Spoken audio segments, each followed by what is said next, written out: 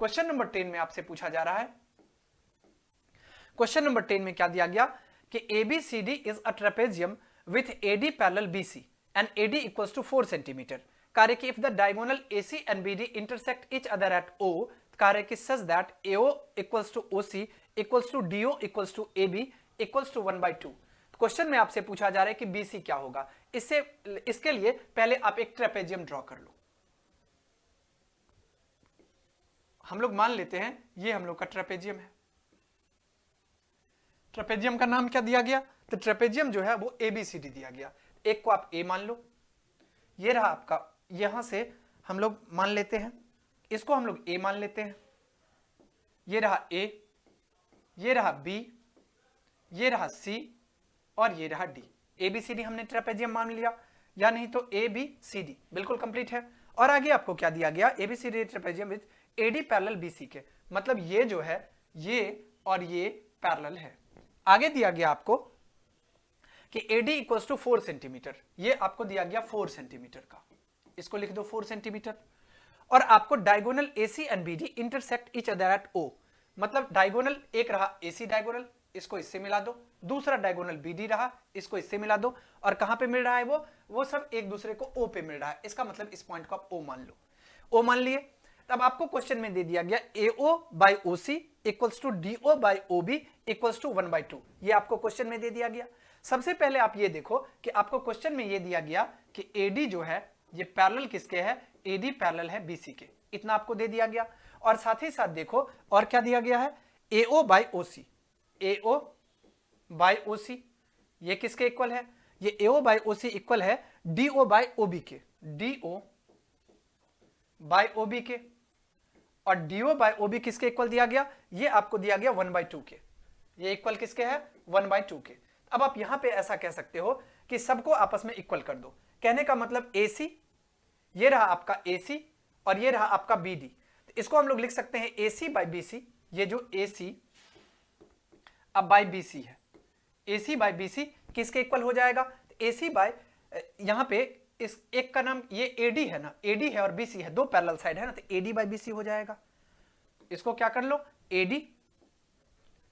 AD अब by का आ गया BC, AD बाई BC ये इक्वल किसके आ जाएगा, तो AD by BC equal AO by OC DO by OB और 1/2 के इक्वल। इसका मतलब ये इक्वल आ जाएगा AO बाई OC इक्वल हो जाएगा DO बाई OB और ये इक्वल किसके आ गया 1/2 के, ये इक्वल आ गया 1/2 के। तो यहां पे देखो कि यहां पे आ जाओ पहले फिगर पे, यहां पे AD कितना दिया गया 4, तो इसको हम लोग लिख सकते हैं AD अब बाई BC इक्वल्स टू कितना आ गया, ये आ जाएगा 1/2 के। अब AD आपको दिया गया 4 बाई BC आपको नहीं पता, इसको BC ही रहने दो, ये इक्वल किसके आ जाएगा 1/2 के। इतने से हम इसको लिख सकते हैं BC equals to 4 into 2, 4 into 2 का मतलब कितना हो गया, ये आ गया आपको 8, BC इक्वल्स टू कितना हो गया 8, BC इक्वल्स टू 8 किस 8 सेंटीमीटर में दिया है, यूनिट सेंटीमीटर लिख लो। इसका मतलब 8 सेंटीमीटर किस ऑप्शन में है, ऑप्शन नंबर सी में है, तो 10 का करेक्ट आंसर हो जाएगा option number c. Okay, next हम लोग चलते हैं क्वेश्चन नंबर 11 पे। क्वेश्चन नंबर 11 में आपसे पूछा जा रहा है, यहां पे दिया गया कि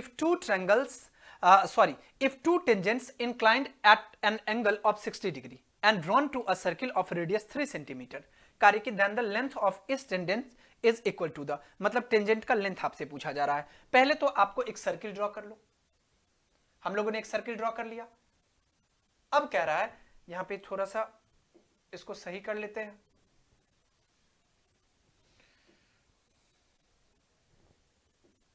ये रहा हम लोग का सर्किल। ओके, अब देखो एक सर्किल मिल गया। अब कह रहे कि two tangent inclined at an angle of 60 degree, मतलब दो टेंजेंट है। सपोज करो कि एक ये टेंजेंट है और एक ये टेंजेंट है, और ये कितने डिग्री पे है, कह रहे कि 60 डिग्री पे है। इसका मतलब यहां पे ये कितना हो गया, ये 60 डिग्री हो गया। अब कह रहा है कि 60 degree are drawn to a circle of radius 3 centimetre. तो अब मान लेते हैं इसका ये सेंटर हो गया, और आपको पता है कि रेडियस जो इस पे होता है ये यहाँ पे क्या होता है, परपेंडिकुलर होता है 90 डिग्री का। यहां से अगर इसको हम लोग सेंटर माने हैं, इससे यहां भी आएगा तो ये भी कितना का फॉर्मेशन होगा, 90 डिग्री का होगा। आगे आपसे पूछा जा रहा है कि drawn to a circle of radius 3 centimetre, इसका मतलब आपको ये 3 सेंटीमीटर है और ये भी आपको 3 सेंटीमीटर दिया गया, यहां तक कोई दिक्कत नहीं। आगे पूछा जा रहा है कि द लेंथ ऑफ द इस टेंजेंट इज, मतलब आपको लेंथ इस टेंजेंट पूछा जा रहा है, इसका आप नाम रख लो, इस पे मिला इसको ओ रख लो, सर्किल का नाम सेंटर का ओ, इसको ए रख लो, इसको बी रख लो और इसको सी रख लो, ये एबीसी आ गया। क्वेश्चन में आपसे टेंजेंट कोई भी पूछा, या तो आप बीसी निकाल दो या तो आप एसी निकाल लो। सबसे पहले देखो, आपको पता है कि यहाँ पे 90 डिग्री का फॉर्मेशन होता है, ये 3 सेंटीमीटर आ गया और ये आपको नहीं पता है।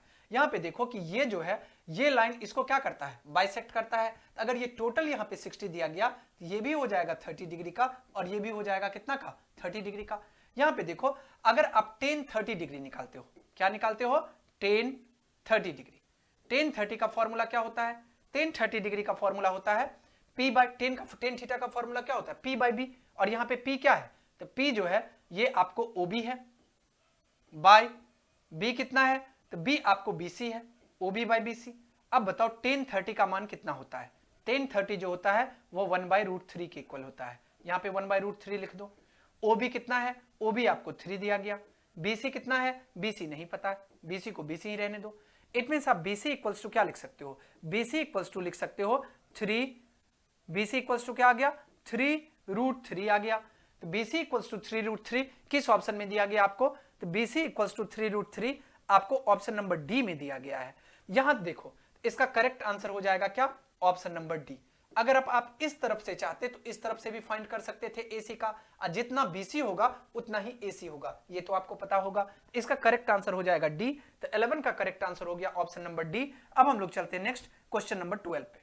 क्वेश्चन नंबर 12 में आपसे पूछा जा रहा है the area of circle that can be inscribed in a square of 6 centimetre is. सबसे पहले कह रहा है कि 6 सेंटीमीटर का एक स्क्वायर दिया गया, उसके अंदर इंस्क्राइब है मतलब अंदर में कोई सर्किल दिया गया। तो पहले आप एक इस तरह का फिगर ड्रॉ कर लो, ये रहा आपका स्क्वायर, ये रहा आपका स्क्वायर, ओके। इसके अंदर एक सर्किल ड्रॉ कर लो, मान लेते हैं इस तरह का कोई सर्किल होगा। थोड़ा सा फिगर टेढ़ा हो गया, इसको जरा सा सही कर लेते हैं।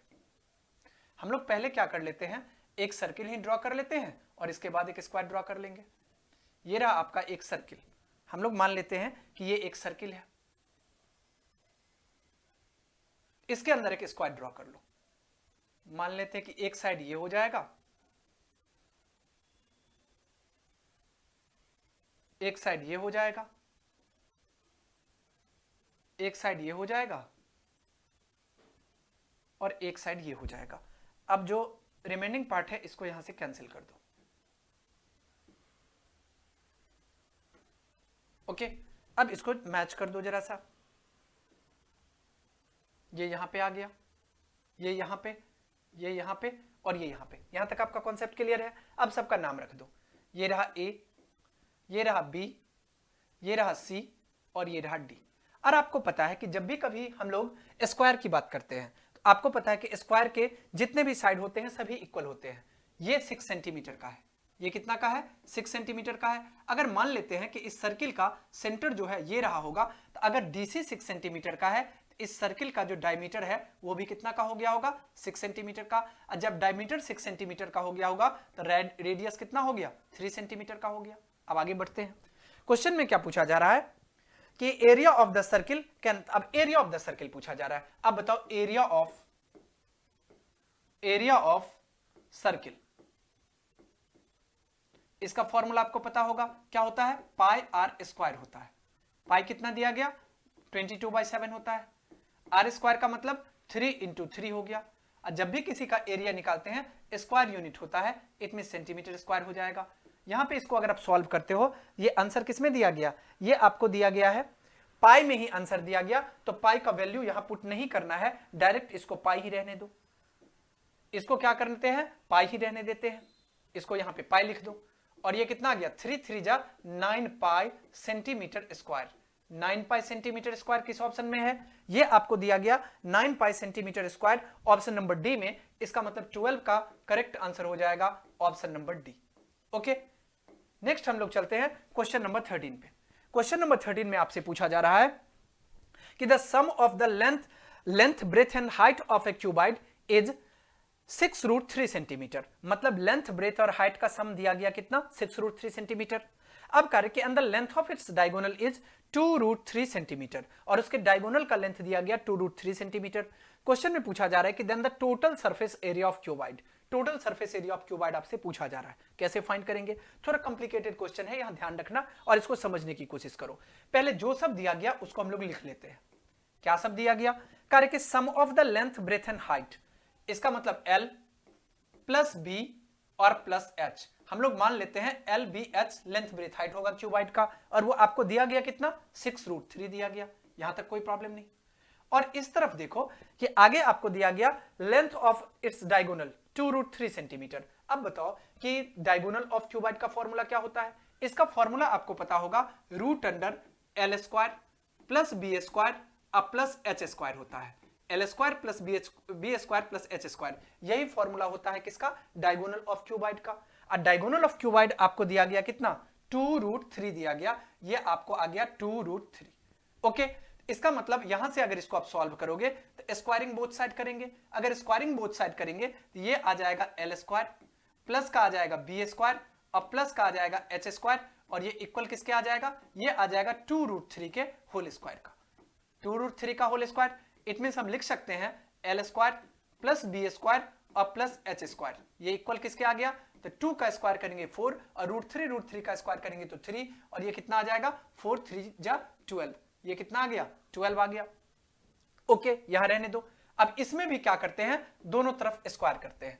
स्क्वायरिंग बोथ साइड करो।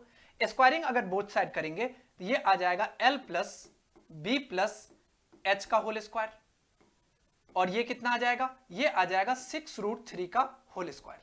अगर इसको सॉल्व करते हो तो आपको A plus B plus C के होल स्क्वायर का फॉर्मूला पता होगा। क्या होता है formula, A² plus B² plus C², तो L² plus B² plus H² लिख लिए, प्लस 2AB इसका मतलब 2LB प्लस 2BC कहने का मतलब 2BH अब प्लस 2AC, 2AC कहने का मतलब 2LH। यहां तक आपका क्लियर है। और ये इक्वल किसके आ गया, ये इक्वल आ गया 6 6 जा 36 और 36 को अगर हम लोग मल्टीप्लाई करते हैं 3 से तो ये जितना भी आए।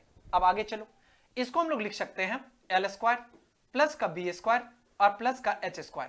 ये इक्वल किसके आ गया, यहां पे 2 आप कॉमन ले लो। जब 2 कॉमन लोगे ये आ जाएगा LB प्लस का BH और प्लस का LH और ये किसके इक्वल हो गया, 36 को आप 3 से मल्टीप्लाई करोगे तो 108 आ जाएगा। 6 3 जा 18 का 8 कैरी 1, 3 3 जा 9 1 10। तो यहां पे हम क्या लिख सकते हैं, L² अब प्लस B² अब प्लस H²।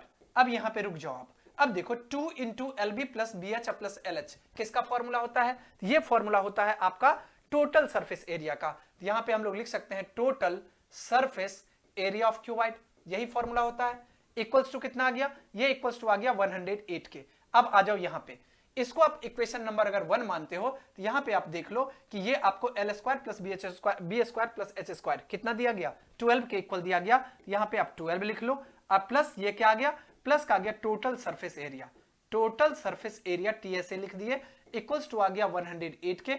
इसका मतलब आपसे पूछा जा रहा है टोटल सरफेस एरिया कितना होगा, तो हम लोग total surface area of cuboid लिख सकते हैं 108 और माइनस का 12। 108 माइनस 12 करेंगे, 8 में से 2 माइनस होगा 6 और 10 में से 1 माइनस होगा 9, ये 96 आ जाएगा। और स्क्वायर कभी भी फाइंड करते हैं, सॉरी किसी का एरिया अगर फाइंड करते हैं स्क्वायर यूनिट, ये आ जाएगा सेंटीमीटर स्क्वायर। अब 96 सेंटीमीटर स्क्वायर किस ऑप्शन में है, ये आपको दिया गया ऑप्शन नंबर सी में। इसका मतलब 13 का करेक्ट आंसर हो जाएगा ऑप्शन नंबर सी। बातें समझ में आ गई। थोड़ा सा इस क्वेश्चन को ध्यान से देखना क्योंकि थोड़ा सा कॉम्प्लिकेटेड है ये।